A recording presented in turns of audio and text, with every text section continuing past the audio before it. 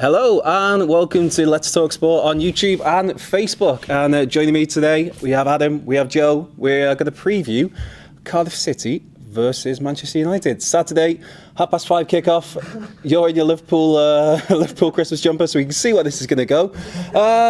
I guess where should we start? I guess Cardiff have been nice. They've kind of turned it around a little bit. Obviously got beat last time out, but they kind of Neil Warnock got them in a bit of a run. Manchester United, of course, coming off the back of an absolute thumping against Liverpool. Only 3-1 on paper, but just for those who watch the game, you'll know United were piss poor. So, do we expect United to bounce back in this? Think there's going to be a reaction, or do you think Cardiff's work ethic maybe might just be too much for United? Well, I suppose on paper you'd expect Manchester United to get the result in this game. Whether they do, whether they play for Jose is another thing for that matter. I think Cardiff City, yes, they lost last time out to Watford, I believe it was 3-2. But they haven't been on a bad run of form before that. They're neither here nor there. They'll get a good result here, they'll get a bad result there. They'll lose to the sides you expect them to lose to, and then they pick up a result every now and again when you don't expect it. I didn't expect them to get the result the other week against Southampton, but they did. I think even though Southampton are poor in the form, I thought the new manager, the bounce that they would have had from the new manager, but it's not happened until they played. Yes. Southampton played. Save that for Arsenal instead, yeah. But I think Manchester United should bounce back into this game, but I don't expect a vintage Manchester United performance. Let's put it that way. Yeah. I expected more head shakes from Ferguson. Oh, that was painful to see, Sir Alex. Adam, what do you think then? The fact that Cardiff were 3-0 down at one point in that game and they managed to get 2 goals back against Watford, is that something for them to enough positives for them to take into the United game? More than enough positives, to be honest. I mean, they've been playing really well, Cardiff. They didn't deserve to lose that match the other day, and I think coming into this next one against Manchester United, they will have the upper hand.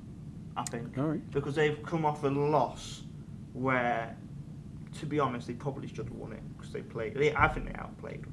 Even at 3-0 down. Even at 3-0 down, I think they were bold. Still, I think they were still outplaying them, but.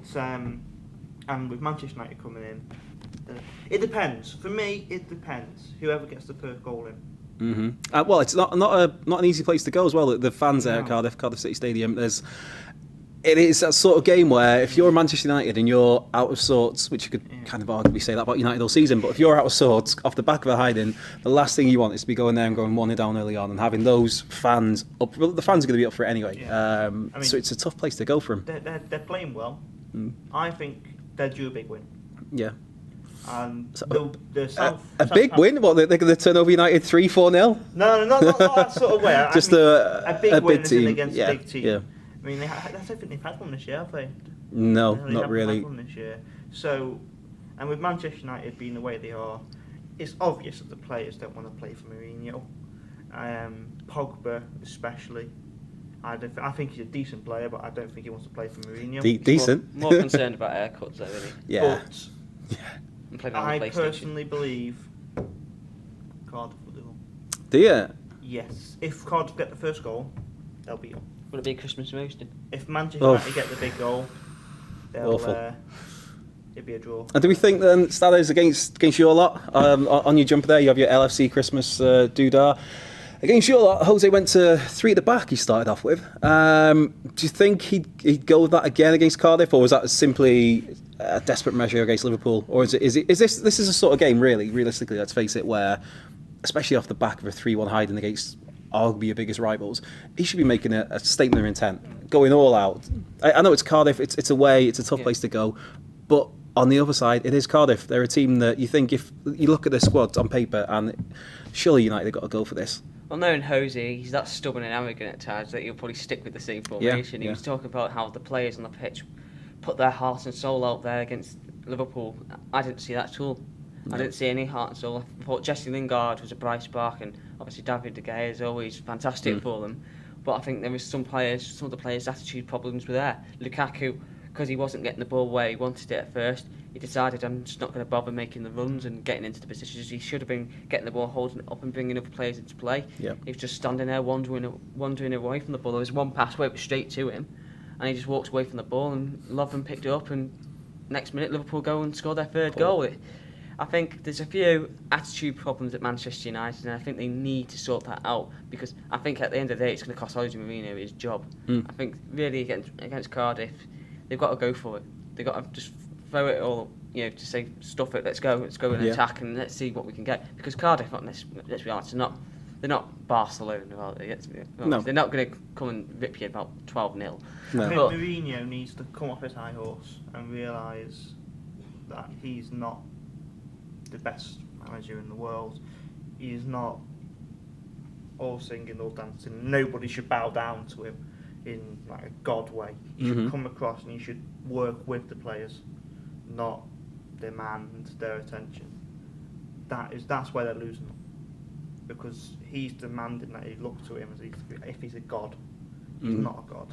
He's just a man with some money to spend to get some players. Let's be honest. He's no god. It's his special ones. I mean, let's be honest. If you're Chelsea and you got money to spend, you are going to win, aren't you? So at the end of the day, it's the camaraderie with the players. He's obviously lost it. See, one player that always seems to have, there's a lot of questionable attitudes at Man United, whether it's the players or the manager. You can question a lot of the players and the staff. Not the staff, the manager, the attitude of them. But one player who always seems to have the right attitude is Juan Mata. Surely this is a game where you're thinking there needs to be that creative spark, which there was nothing against Liverpool. There was the one goal, but that was out of nothing and a mistake by Alisson. So surely you're thinking somebody like Juan Mata who could come in and just unlock that defence a little bit. But then I suppose you look up front and is Lukaku going to... No, he came on for the last 8 minutes, I think it was, against Liverpool. The problem I have is, he said in his post-match interview yesterday that he was happy with the midfield three. Actually, yesterday, Sunday, against Liverpool. Yeah. He was happy with his midfield three. And I'm thinking, how could you be surely happy that's when they put in a poor performance? Yeah, that's purely for the media, though, isn't it? He brought Fellaini on at half-time, and the only thing he did of note was hit a steward with a shot. I did see that, yeah. Knock him off his chair. Come on. But surely that's just Jose, that's a front for the media. He can't be happy with that three. The fact that if he says he's not happy with that midfield three, people are instantly going to be on him in the press going, well, what about Pogba? Why didn't Pogba play? So I think he's just going out with that to diffuse that, to avoid that question altogether. The Pogba question doesn't come up if he says he's happy with midfield, because then that's his answer is, whatever you ask him, I was happy with that midfield three. I had to laugh at Jim Rigoni's comment last week saying that Jose Mourinho is a Year 11 prefect. He goes around moaning about respect and all that lot, but really... He doesn't earn it at times. He earns it early on in his career, but the last couple of years, all he goes on about is what he's achieved in the past. Yeah, it's all right having the history behind that and stuff, but so long that weighs down on you, and you're looking at, instead of looking at the present day and thinking like, I need to do this now, you're thinking, well, I've done this in the past. You get a bit lackadaisical. If say Cardiff were, as you said, if Cardiff were to get a sneaker win, does that? It can go one of two ways. Does that put more pressure on the board to get rid of Jose Mourinho, or does that reinforce Jose's argument that he needs reinforcements in January? It's a problem. You can look at it either way there. He's been given reinforcements, let's be honest. Not over the summer when he was dying for a centre-back. He was calling out for a centre-back. He was publicly saying he had a list of 10 centre-halves, and he didn't get a single one of them. He has really good players to be up there. Phil Jones, Chris Smalling, when you look at the centre-backs, Chris Smalling's just signed a new contract. They've got the attacking options. Yeah, but you've got to be able to defend. Really, they've got attacking options to say, I'll score one more goal than you. But...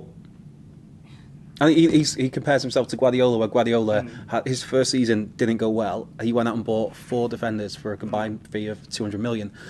And Jose's been saying for a good year now that he needs another defender. Does he deserve to be given that centre-half to, I guess...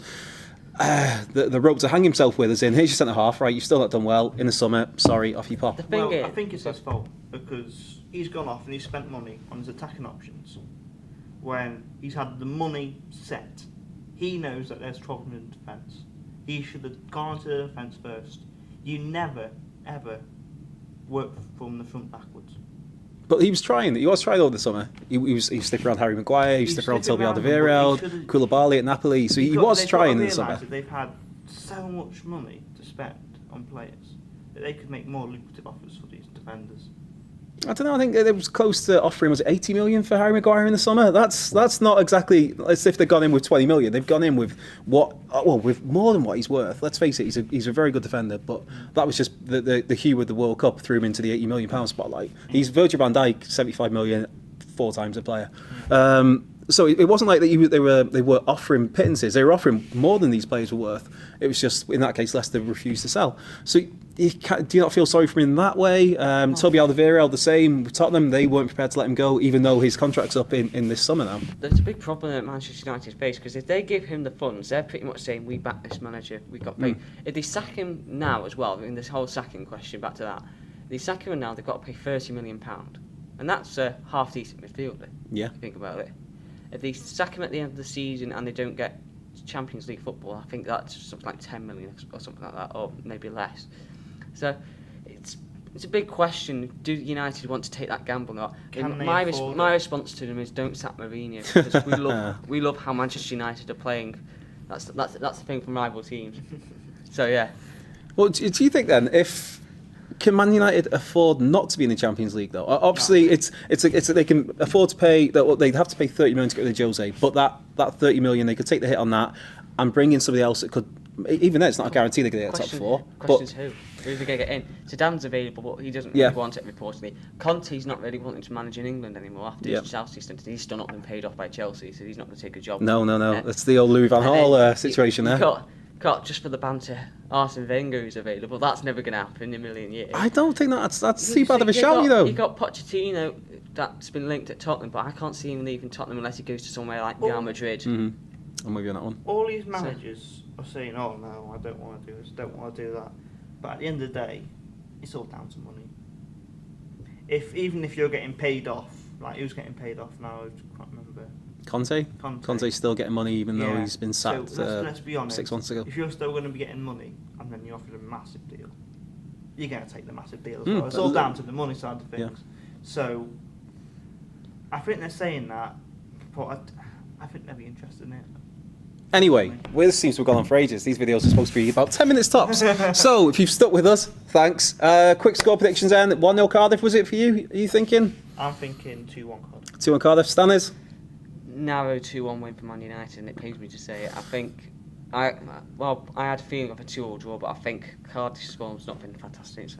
Actually, 2-2 draw. Stop it. 2-2 draw. I'm leaning a little bit towards that. So but I'm going to go 2-0 Man United. I think it's that sort of game where it would, if they lost, it would put more pressure on Jose. But he seems to lately the big moment of pressure, he seems to win a game. So I think it's one of those where they'll win a game, the pressure will calm down a little bit for a week, then they'll lose another game, and it'll be all up again. But anyway, let us know what you think. Like, subscribe, comment below the video, and we'll see you next time on Let's Talk Sport.